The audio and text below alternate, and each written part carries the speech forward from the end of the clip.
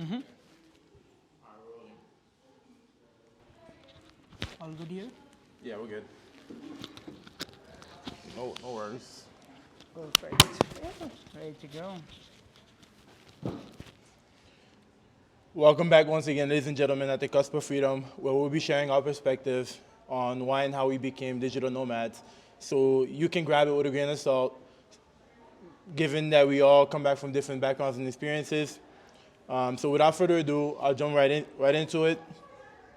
I have a very special friend today, and maybe we can start off by letting him introduce himself so he can tell you what he does as a digital nomad, where he's from, and how long he's been a digital nomad for. Thank you. Thanks for having me here. It's a pleasure. And a little bit about me. My name is Sabya, and I am a product management coach to founders and CEOs in Europe mostly, but now expanding globally. And I typically help people with building great product cultures, which I believe is a foundation to building good products. Maybe we'll dive a bit more into that in the coming half an hour or so. A little bit about my background. It's hard to say where I'm from because I grew up in India but spent a lot of time all across the world. I lived in Finland for about 4 years, Netherlands for a year or so. In the last 6 years, I lived in Belgium, and I lived in Estonia for a little bit as well. So yeah, um, kind of revolving around global, like global travel and global adventure, working in different cultures. So yeah, it's hard to describe when people ask me where I'm from. But yeah, I can call myself a global citizen, I would say, without sounding too too pretentious about it. But yeah, so that's pretty much it from my background. Yeah. Interesting. So wow, growing up, you said you grew up in India. How did you transition? How long were you in India for? What did it feel like when you went to Europe, coming from India? Um, well, how did your perspective shift? Like, what questions did you ask yourself about that shift? And how did you feel? Or what did you gain from moving around so much? Did it benefit you in any way, or? That's a good question, actually. And considering the theme of this podcast, indeed, moving around different countries helped a lot to broaden my sense of understanding of the world, and to also figure out really who I am as a person, but also bigger than that. When you grow up in one single neighborhood or country or city, you can call it the way you want your circle, you kind of stuck in one way of thinking, I would say, right? So it's like one storyline evolving Yeah. through time. You can Wow. connect the dots in one way, but you can see there are 100 different ways of connecting the dots when you travel, Yeah. or when you live in a lot of different cultures, in a lot of different environments, speaking with people in different languages, and exploring different food, different Languages too. yeah, exactly, different languages, different foods, different ways of being.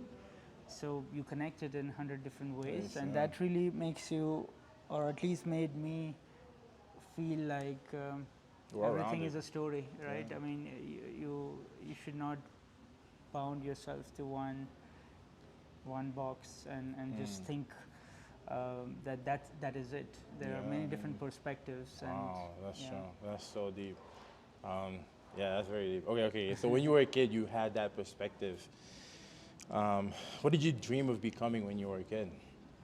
Like I necessarily did not have that perspective when I was a kid, but yeah, That's the way just you as I developed. traveled, just Okay, when okay. I traveled and lived in many different places, you kind of discover that actually people thought of this culture as XYZ, but Yeah. it's not actually reality.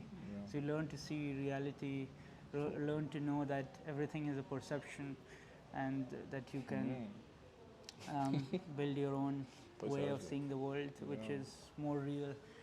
You really start to understand that what is truth is really dependent on how you see the How world. you see the world. So Yeah. everyone is different, Yeah. different in the And sense of seeing the perception world. and perception can really vary. Yeah. Yeah, I think. Do you think perception um, eventually is like, it compounds to who you become? I don't know. Mm-hmm. If you perceive something, you're more like, maybe the way you perceive something, you might affect the way you react Mm-hmm. or something. Yeah, exactly. That's a really important part of it, indeed. Like you said, so we have the consciousness just coming in Yeah. and giving us different Just- feelings. just Yeah, coming. just bombarding us with different sensations and so on. And then you have perception. So How you perceive how those. you perceive your consciousness, Yes. which is neutral actually. Wow. And then based on that, you have your reaction, like your body sensations, and then you Facts. react according to those body Yes, sensations. yes, And a lot of yes. people actually just pick up the societal narrative, Yes. and Which they is just fact. react to their body sensations according to So what that- other people are Wow. perceiving, not based on what they are Yeah, perceiving. Wow, that is so deep. That is so deep. Okay. Well, yeah, we can go down that rabbit hole. Well, but yeah, we will it's, indeed. We will indeed. It's still early. Anyway, so you're a kid. You moved to India. How old were you when you moved? And again, did you want to become anything when you grow up? What were your parents? Did your parents influence what you wanted to become at that early stage? What was that like? Yeah, my childhood was quite interesting, not necessarily the most comfortable. Like, I had a lot of struggles, and we went through a lot of shit in my family. So it was definitely not easy, not an easy childhood, and that kind of made me who I am, in the sense that I had so many problems that I had to solve myself. No That's one that's else. tough. Yeah, so For kind of sure. no one else really Nobody's there. handed it to me on a silver plate. Yeah. Um, so I had to find out a way to solve all of those problems, Yeah. and eventually that kind of pattern of problem solving, or the habit of problem solving of in my life, kind of transcended outwards. Wow. So I that's why I did. Um, I went into doing an engineering career, because I wanted to actually Something challenging. build something and solve problems, right? Solve Makes problems sense. by building something. Makes something. actually. Makes absolute sense. Yeah. So that's kind of like my way of how I went from being a kid with shit ton of problems, like moving to a new apartment every 1.5 2 years, because my mom could not afford a house. So we had to move like 10 times during my childhood, Yeah. shifting Wow. schools like 4 or 5 times, moving a lot You were across the adapting a lot. country. Yeah, I had to indeed adapt a lot, but most of all, like my mom as well, needed a lot of support from me.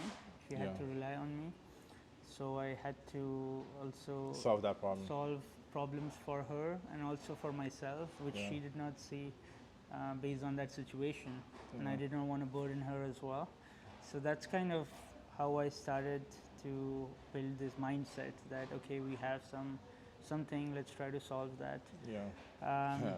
so I extrapolated that to some engineering problems, and eventually I grew into the space of doing scientific research, which is really building a new solution to Existing different problems. existing problems. So that really attracted me, and then as well building new products to solve the problem, because I always wanted to make a lot of impact on the world, and scientific research is amazing to find out new solutions, and it's super exciting.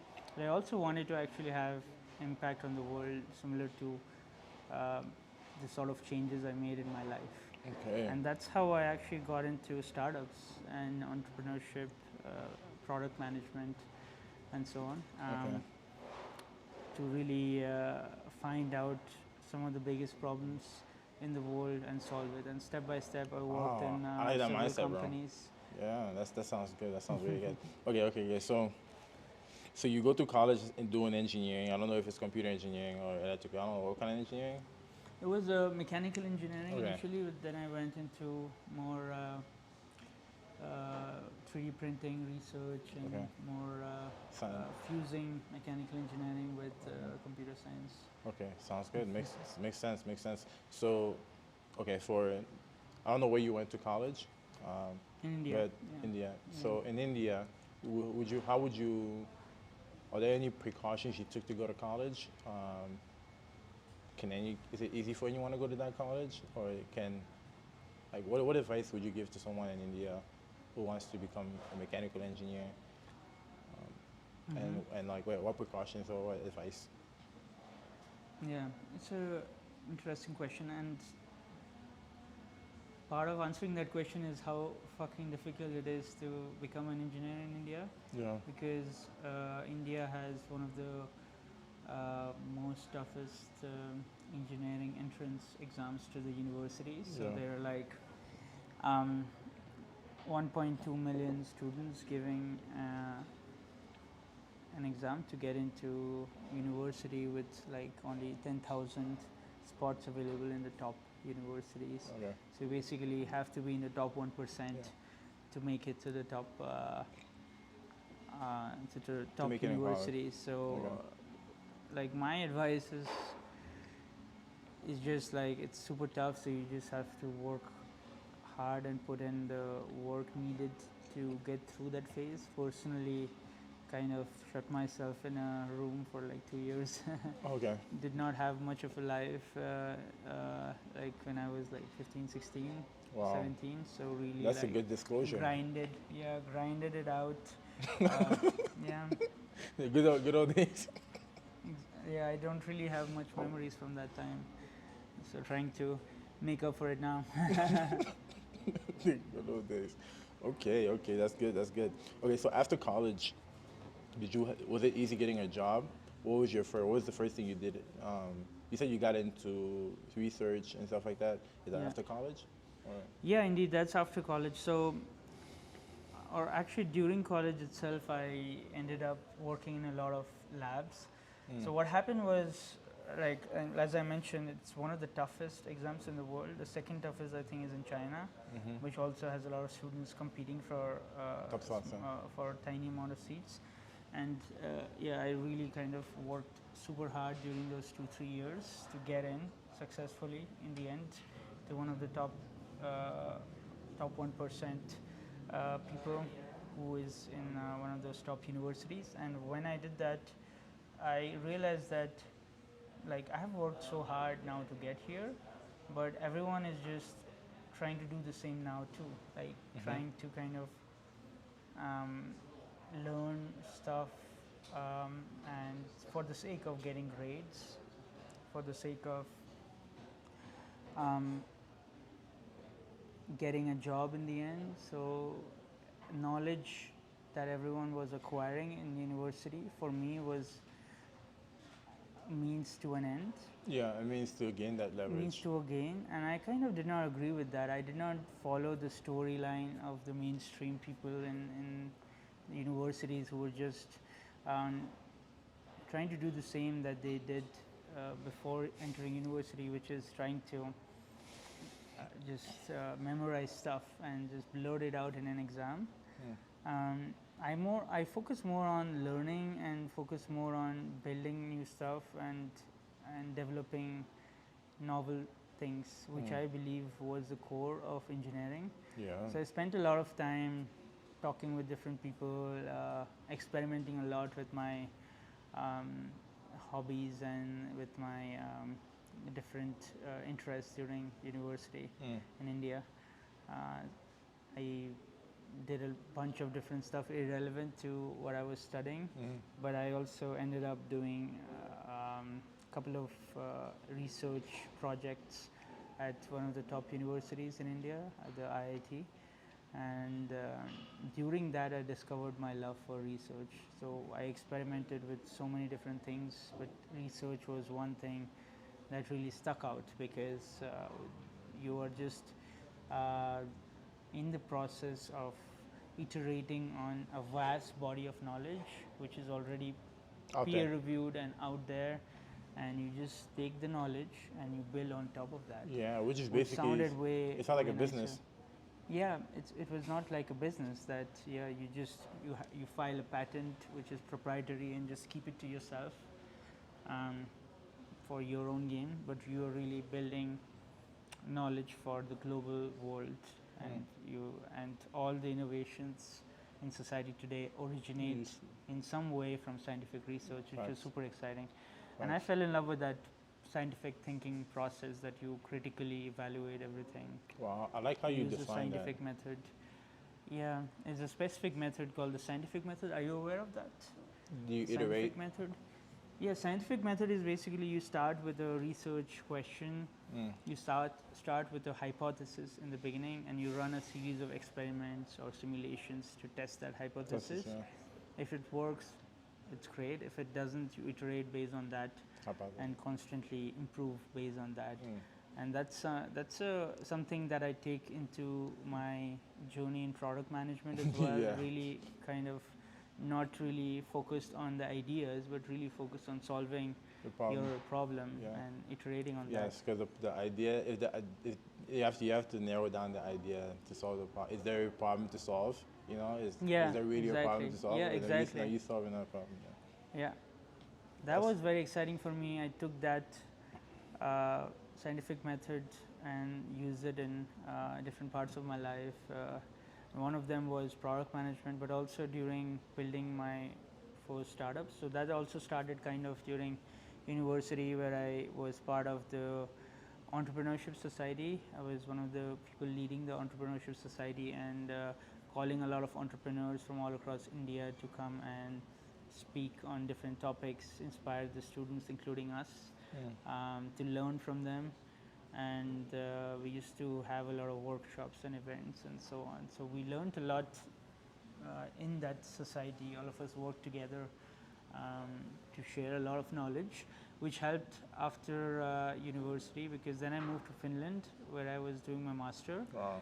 But during my master, I started my first startup, and the knowledge that I gained in India during building the entrepreneurship society, as well as during doing research, all of these experiences helped me to build my startup. Your startup. Okay. Yeah. So before, so I guess, yeah, I guess you really summed it up really well. But for a 5-year-old watching, how would you define a startup?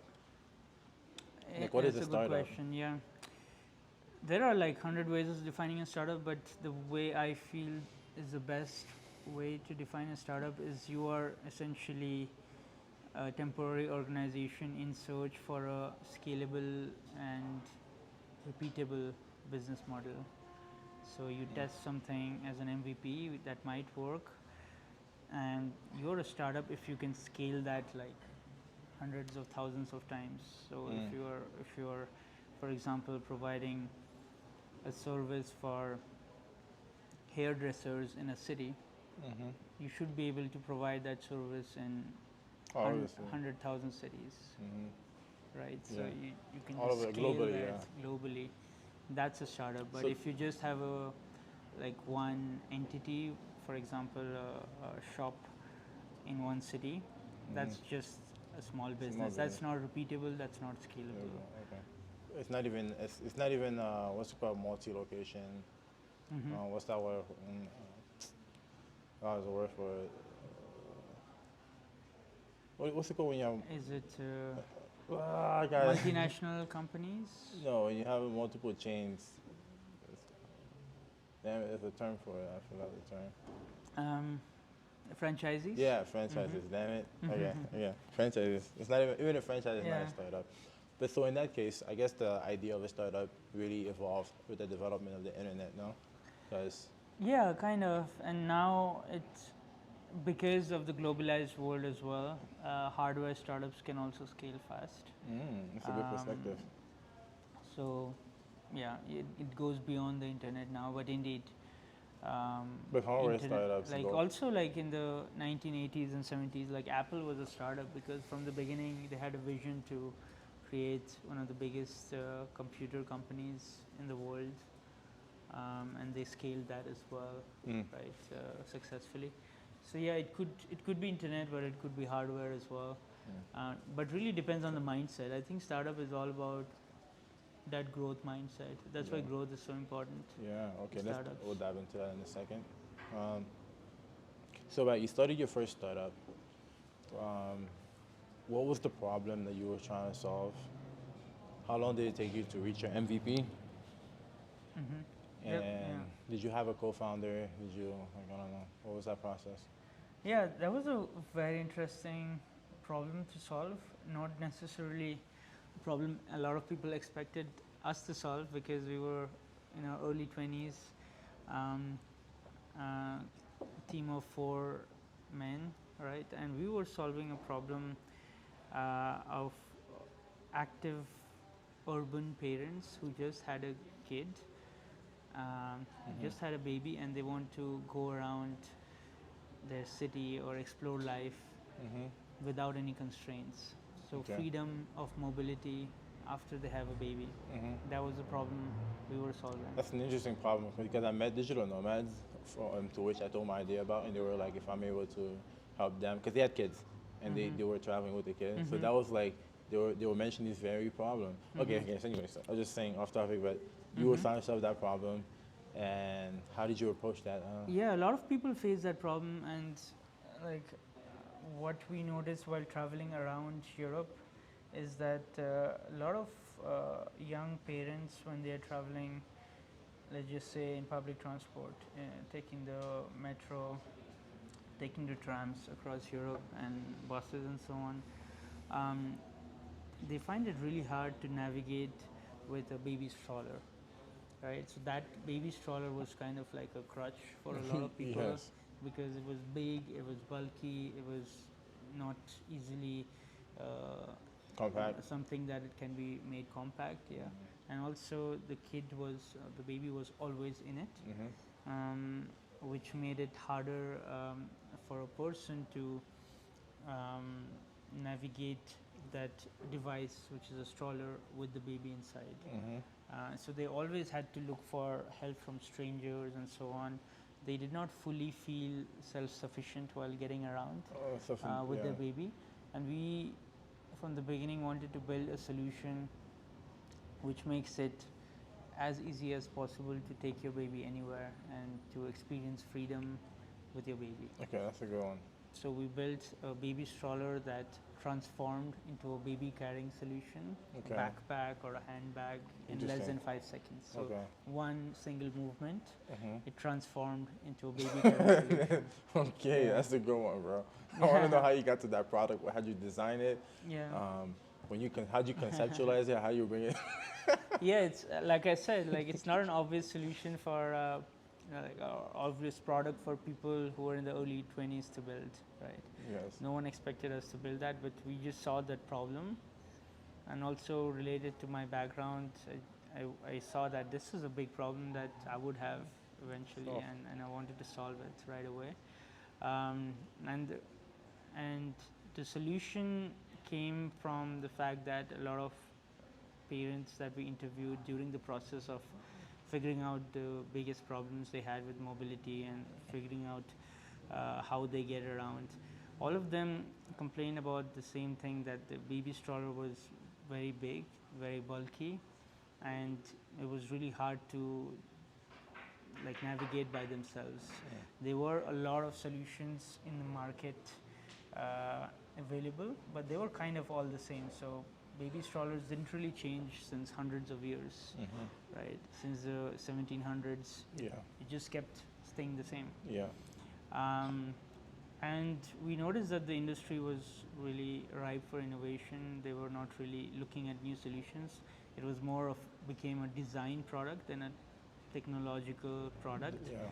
And we approached it from a technology side. So we brought in composite materials, which could make it lighter, first of all, so you can carry it more easily. Yeah. Then we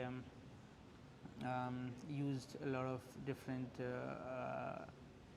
folding techniques to ensure that it folds in a seamless movement within 5 seconds, all while the baby is in it. So Yeah. it transforms around the baby without even you having to take the baby out with one hand and then transform with the other hand, which is Yeah. super hard to do. Yeah. So everything happens around the baby. So it made it super easy to use for parents to get around Okay. with their kids. We tested it on a smaller scale, Okay. and we got really good feedback initially. It took us about a year and a half to develop the first MVP, which we tested, and we built the small scale prototypes and small scale products, initial products that we brought to the users. Nice, nice. I was gonna ask you how long, but you said a year and a half. During that year and a half, what were the most challenging times you faced? And did you work? Or did you get any help from anybody? Like, how did you? I know you said you interviewed to get feedback on the iteration to know how you were going to iterate.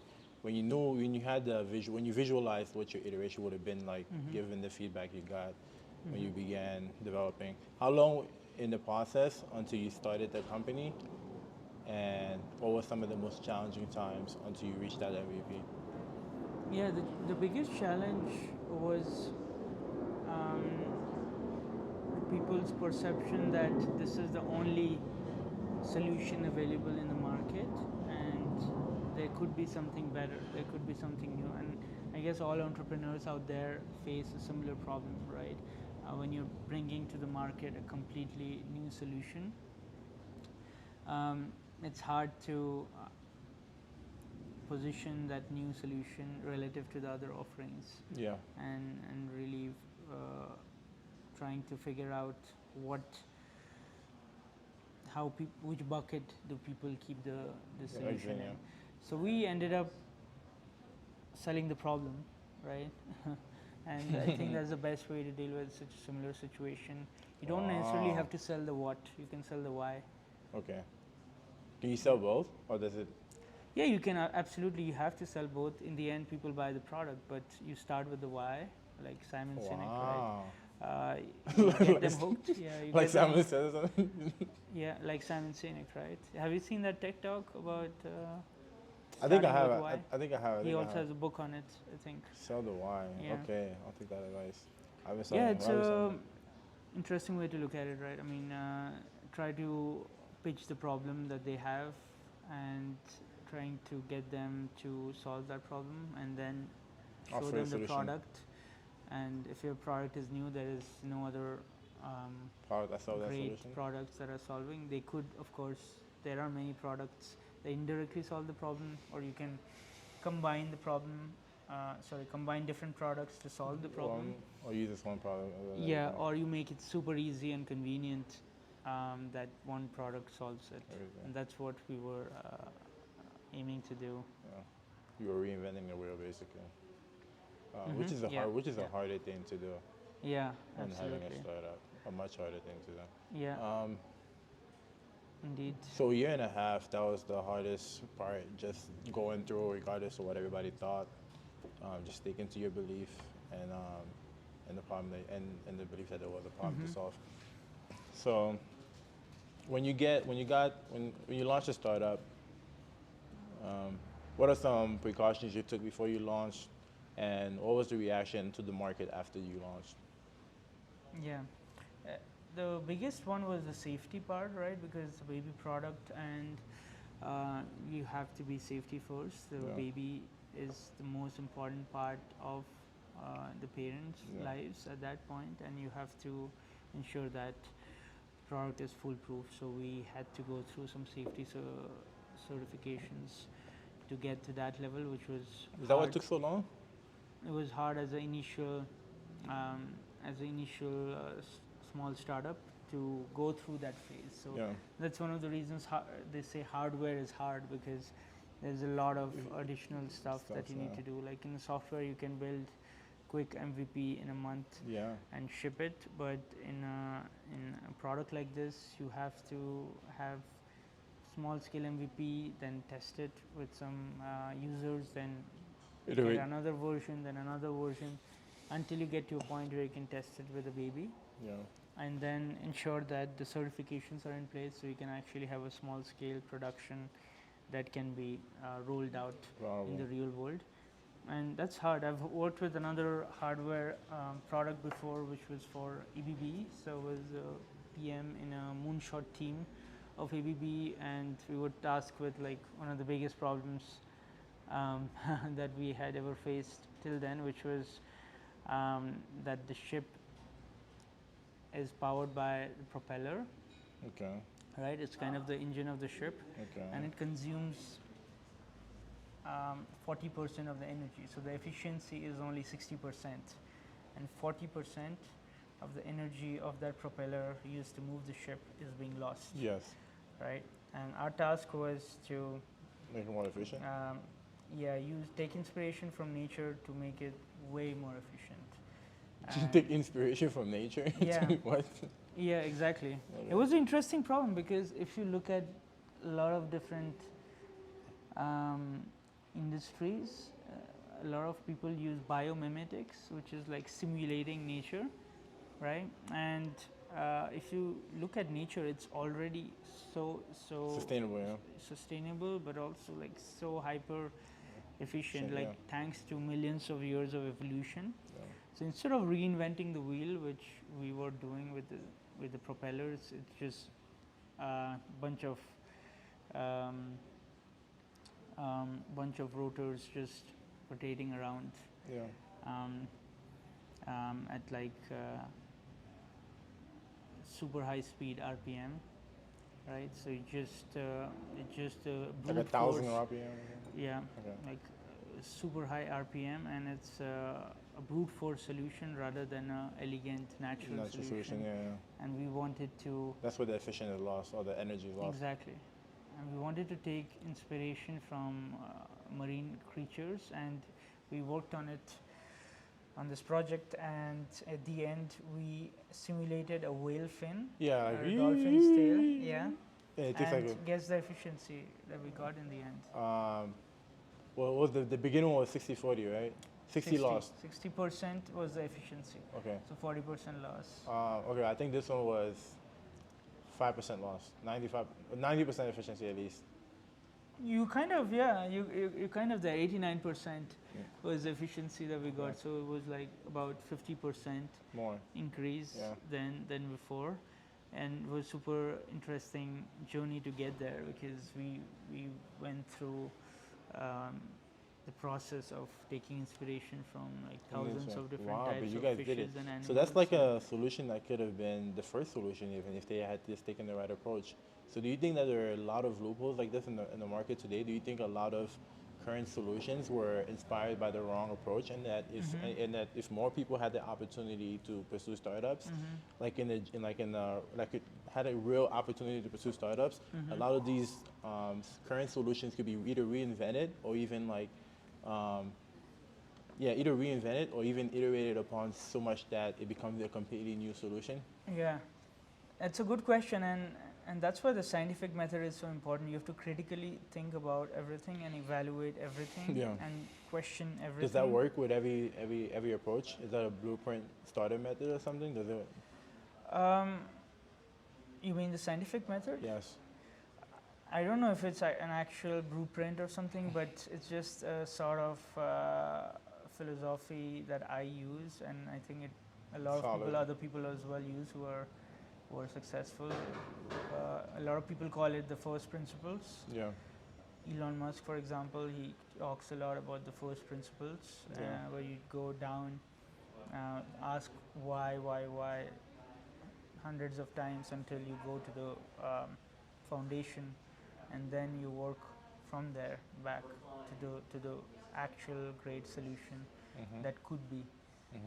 That's what they did in SpaceX, right? With a lot of these rockets, that a lot of the assumptions or a lot of the technologies that were already built into the rockets, they were taking it as, God given, or like that's how it is. But these guys went to the foundations and rebuilt a rocket from the ground up, rethinking every little detail, and that's how these guys built the reusable rockets. Okay. So basically, any solution that's out there could be, replaceable if your first principle validates that there is Exactly. a new solution that's good in the market. Okay. I definitely believe that. Like also with my first startup, Prambag, like I said, strollers have been around for hundreds of years and they didn't change. Similarly, the nature-inspired ship propulsion system that we built at ABB, which is actually about to be launched in 2025 officially. So it will become the next generation of ship propellers. So all over the world, it's going to be used in every ships worldwide. Wow, that's so cool. Okay. That was a big project, and I'm happy that we ended up changing a big part of the ship industry, because that contributes to such a huge impact on the greenhouse emissions. Wow. Because most of the products that actually come to you from, let's say, China or Vietnam, they come and so through on, they come through ships. Okay, so I have a question. Right? So that means a big carbon footprint is being lost with these loss of efficiency. Right? This is a good conversation. Okay, do you know what carbon footprint, carbon credit is, right? Yeah. You're gonna make a lot of carbon credits from this. Yeah, I can take a lot of flights. I won't feel bad because I've offsetted a lot of that already. No, but yeah, we definitely should be more conscious about carbon footprint, and also look at the biggest drivers, because like we individually we can make a lot of changes, but like the ship industry has such a big leverage. If we change that one thing, that's gonna trickle down to a lot of. That's a good perspective. That's true. That's just it's very true. That and I think it has the biggest. Now that I think about it, Yeah, it has one of the biggest impacts on the environment. Okay. So you how long did it take you to develop this new propellers? It took us actually 1.5 years to get to the first concept. Wow. And Just tested about the same in a smaller scale. We tested in 1:50 scale, lesser than the actual propellers. The actual propeller will fill up this whole room. But we scaled it down to 1:50, and we tested it in a lab, and we got pretty good results. And then it went through to some other teams, and we pushed it down from a moon. Initially, it was a moonshot project. So, it was expected that it might not work. Can this be used 1.5 years just gone down the drain as a fun little side project, but it worked, and now it's going to be the next big thing in ship industry, which hasn't really changed as well for the last 300-400 years. So it's really important to question everything, and a lot of credit goes to the people at ABB who actually fought to make this project happen, and they came in to recruit a team of outside people from ABB. So at that moment, I was not working at ABB, but they recruited a team of really early stage, early career people who thought very differently about the ship industry, who really didn't think about, hey, this is not possible, that's not possible due to XYZ reasons. So who came in with a very fresh perspective and just thought that, okay, let's figure out a way to do it, rather than use the knowledge to validate that this won't work. And I think that's a lot of credit goes to them as well for really creating this moonshot team of interdisciplinary people who are early career and not afraid to fail, and going and executing this. And I guess pursuing this type of project, this was a funded project, right? I guess it does take a lot of. I think just like in any big corporation, it's very hard for people to accept change. So even this project, given the impact and the amount of change that would have occurred, so a lot of people don't see it possible. So it might be hard to get that kind of project funded. So is that what you mean by they stuck to what they believed and really proved that there was a solution to be made? So your question is that the big companies stick to their approaches and it's harder to get funded for the smaller companies? Um, Is no, that- and just like in general, it's harder to get funded for any project Mhm. that's not already developed, right? Yeah. So you have to really like either you have to somehow prove that there's a solution to be made or a Mhm. problem to be solved. Mhm. And I guess that's what you were praising the ABB team for, that they stuck Yeah. to what they believed in and brought in a team of inspired people Yeah. to see that there was a problem and Yeah. use that to fund. Yeah, indeed. A lot of credit goes to them for doing that, but also if you don't have a lot of capital as an entrepreneur solving such a big problem and working from the basic principles, um, you usually can go a lot far with building an MVP with really small budget, because even as a moonshot team we did not have an enormous budget. Okay. We used a lot of the scientific literature that is peer reviewed and publicly available, a lot of patents that are publicly available.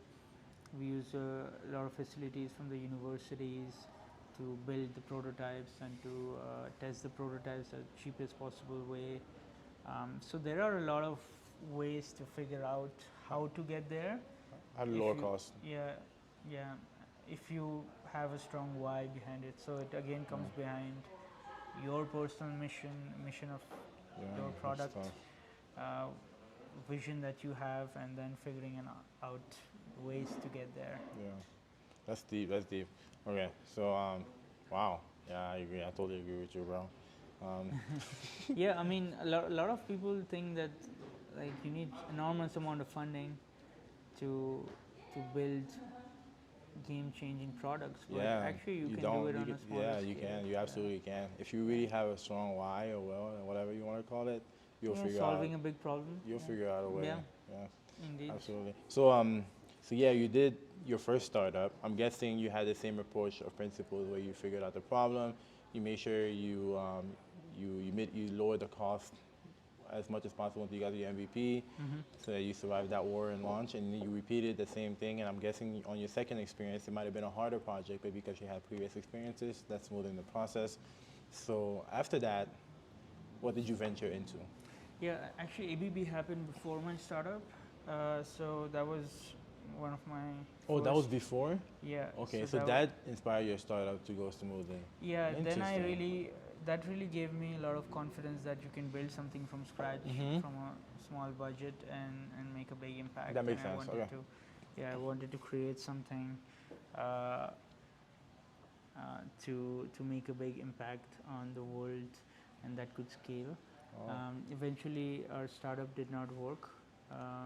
We ran into massive issues to get to mass production and to get it up and running from the prototype and the MVP and small scale production stage to the to mass production. Even though we had some big B2B clients that were willing to put our product out there for Like millions Walmart of or something? users. Yeah, we were based out of Finland, and we're Kaupa, one of the biggest. It's actually the biggest e-commerce company of Finland. They wanted to launch our product in their e-commerce stores, but also their physical outlets. Yeah. But they wanted like a mass production to feed the massive demand that they saw. Yeah. And that's the sort of stage that was very tricky for us, and a lot of hardware companies like us fail in that stage, so it's super hard to get through that phase. Tesla also struggled a lot. Why is that? Is that because you don't have a supplier in China or something? What was the You need issue? a shit ton of initial funding, Okay. as well as very specific expertise to get through that production phase. Interesting. Which Could is they- not easy. Could they have produced on demand or something like that? Like, Yeah, initially our small scale production was from built out of off-the-shelf parts from China and Okay. other stroller manufacturers. But eventually, when you build a completely new product, you will have a set of many different parts which you have to build from scratch. right? So you're essentially building not just a product, you're building a process Yes, from logistic scratch. process. Yeah. Yeah, you have to build new molds, you have to build new um, processes to get from the molds to the finished products. Um, a lot of people invest in factories to do that, but that requires a lot of capital. We wanted to actually outsource it to external third-party suppliers who can manufacture it, but that also required a big upfront investment. And yeah, we couldn't make it past that stage, which was very sad. But we learned a lot from it, and I used it a lot in my coming projects after that, which was some roles in Nokia as product consultant, and at Paulig as well. We built a completely new solution for coffee packaging. So Paulig is the biggest coffee brand in Finland. And Finland is coincidentally as well the number one coffee consumer in the world. So Finns, Oh, I didn't know that. on average, It's not America or China. no, it's Finland. How? Like Finns drink on average the most Oh, okay. coffee in the world. Okay, that makes sense. Wow, that's just Yeah. so. You see charger? So bad. I think it should be there. Yeah. No worries, no worries. I was gonna ask. Yeah, so Finland is number one coffee producer, coffee consumer in the world, and Paulig was the biggest brand there for coffee. And the challenge that they were facing was also an interesting one, which is that um, going from a coffee package to a finished cup of coffee, that's The whole process, yeah. the whole process is not as easy as it should be, right? You open the packaging, you take a spoon out, you take the coffee spoon, you put it in the coffee making machine if you're making it from scratch, and then a few more steps after that, and then you take the coffee cup and then you Have coffee. have coffee, you mix it with milk and so on. That's like 10, 10, 15 15 minutes. steps Yeah. and several minutes of work. And the challenge that the problem that we were solving is how to make it frictionless for people to drink coffee. Okay. That was also interesting. That's in Finland after your startup failed. Yes, Okay. indeed. So, two questions. As your startup failed, looking back, if you knew that your startup was going to fail like that in that same scenario, what early steps would you have taken? Would you have withdrawn? What early steps would you have taken with regards to your startups? Yeah, the biggest issue in a startup is it's not actually the funding per se. It does lead to big problems, but it doesn't really kill the startup. The biggest lesson I learned is the team. So the team is super important. We did have a really good team, well balanced team of engineers, designer, and business expertise. But yeah, it was just not good enough. So I would say I learned a big lesson there that your team has to be exceptional for you to make it, because you simply cannot fail if you have a Exceptional team. bad team. That's absolutely true. You simply cannot fail if you have a grade team. Yeah. That's absolutely true. Okay, good advice. All right, yeah. So you work. That's what I see now with every company that I coach or every startup that I've worked at, right? Wow. Team. The biggest problem they face is the team either not thinking big, or not being focused enough, or not having the sort of skills that you need at that moment. Right? Or a combination of all. Yeah, a combination of all, and typically it also comes down to leadership. So I also take a lot of responsibility for the failure for not being able to raise the funding or get the level of team that we needed to make it. So that's another thing that is very important. The people who are leading the startup should be willing to do whatever it takes, and if it doesn't, then you take the responsibility.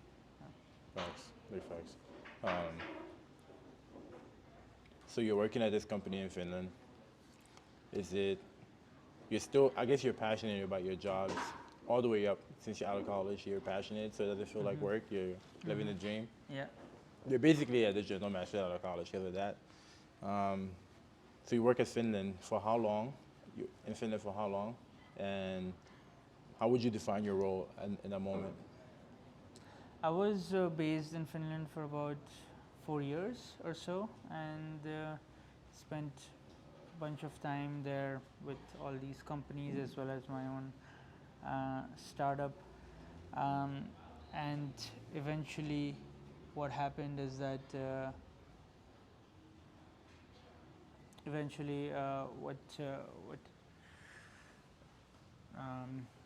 so I spent about 4 years in Finland working in all these different roles, and after that I really felt that the pull towards research was also something that was motivating me a lot, and I ended up taking offer that I got for joining a PhD position in one of the most innovative universities in Europe. So it was ranked the #1 innovative university in Europe, KU Leuven in Belgium, which files the most patents for inventions that comes out of scientific research. And that was, as I said in the beginning, was a key motivator for me to really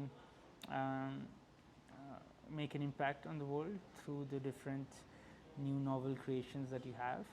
And that's where I moved to Belgium to start my journey in scientific research again. So I worked at several labs during my engineering education in India. I also did that in Finland in the first part of my education and master there, and used that expertise to join a research lab. But during that during the first part of my PhD, I discovered that actually I love to build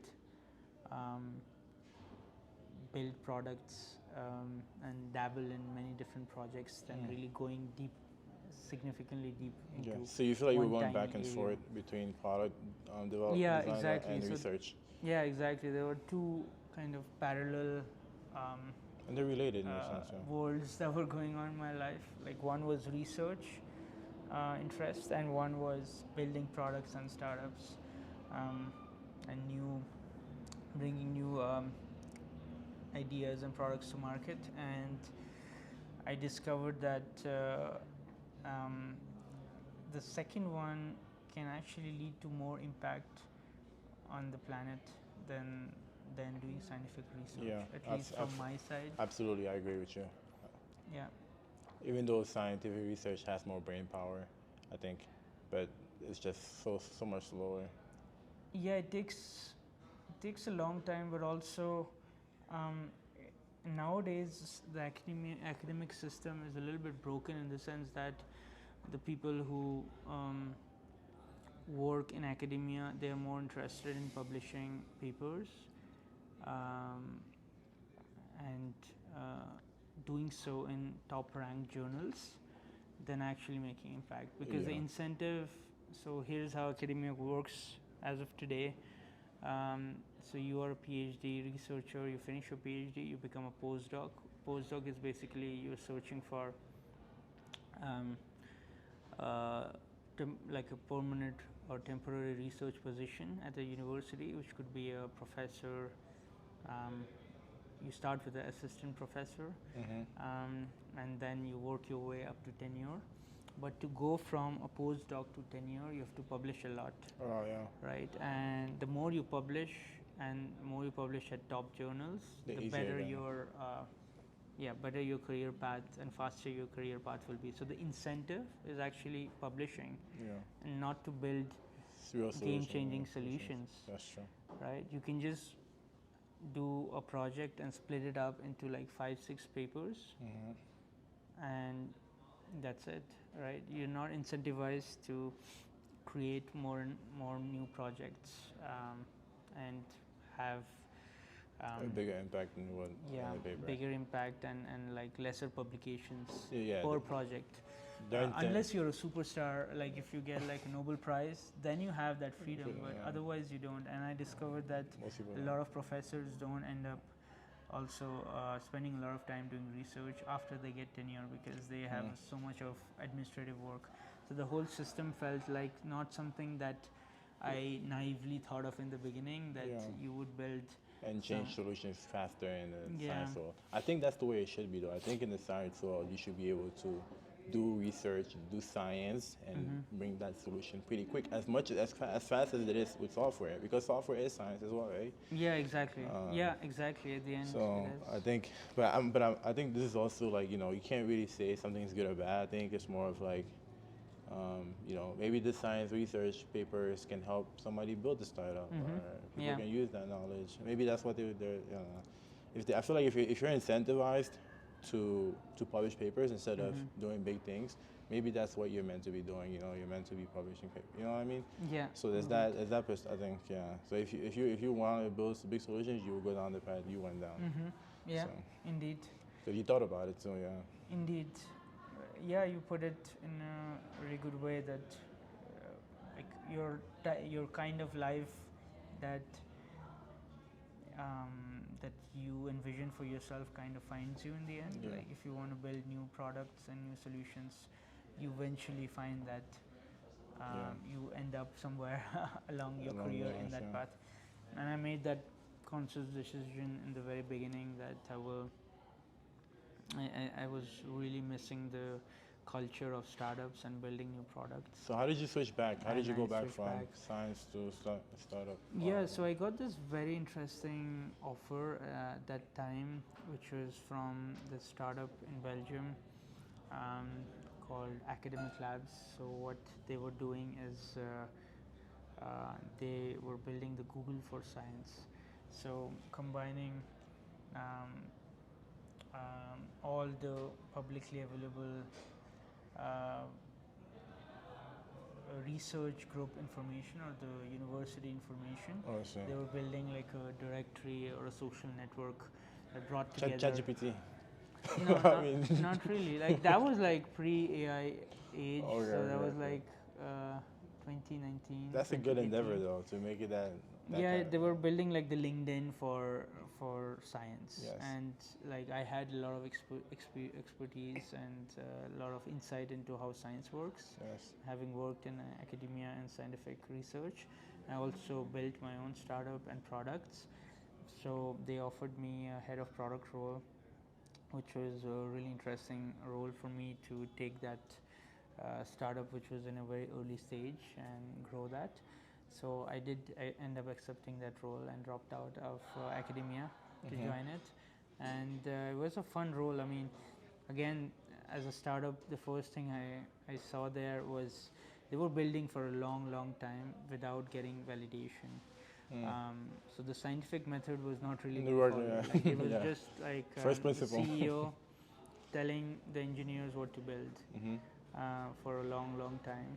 And that's the culture that I wanted to change. A new product culture I wanted to build that starts from the customers and works backward The solution. to the solution, and also to launch the product, because they hadn't launched the product after 3 years. So that was Wow. like my first task of launching, and within a couple of weeks of launching, we were like, this product doesn't work. Wow.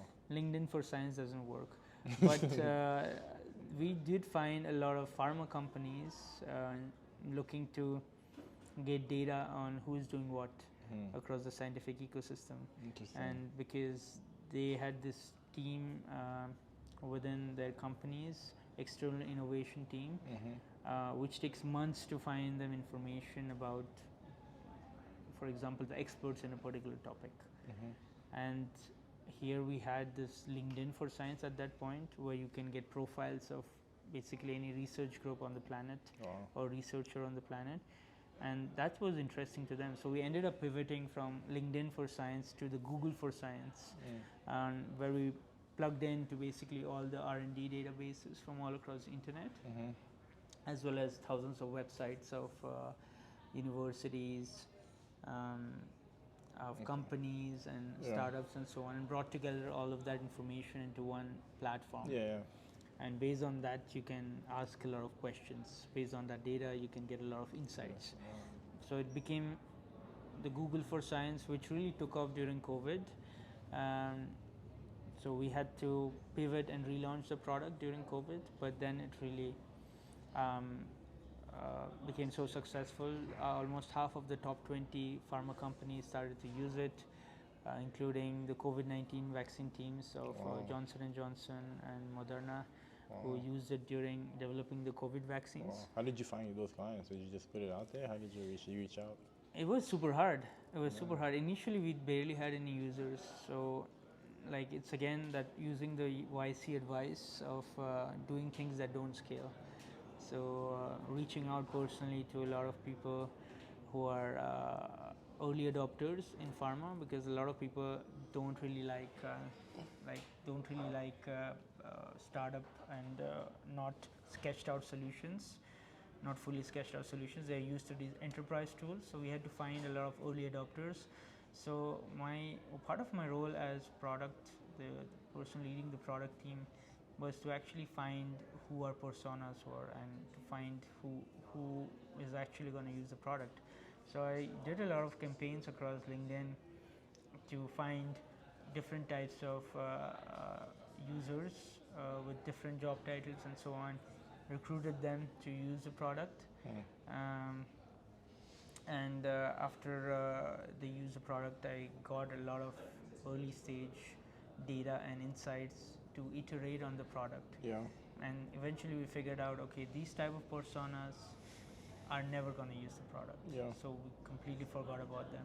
In the beginning, we were trying to build a product for everybody, but really getting product into the hands of different personas and different types of users, it opened our eyes to really what's possible and what's really valuable for all these personas.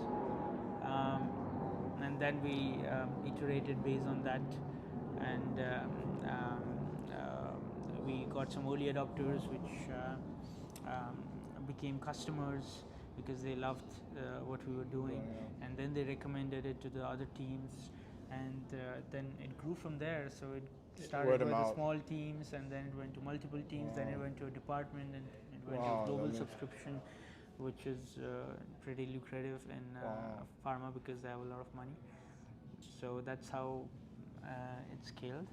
And eventually, during this journey, I really figured out that the product culture is so important. Building a product culture in a company is so important. And that's how I ended up starting Product Ninja, which is what I'm doing now. I'm a product coach to startup founders and product managers, helping them to build a good culture. Oh, that's an impressive story you have going on, bro. Thank you.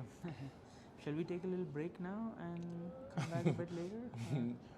Yeah, it is a long podcast. Yeah, it's a long form podcast. I mean, I'm happy to. You continue. Let's go on. I also have to think.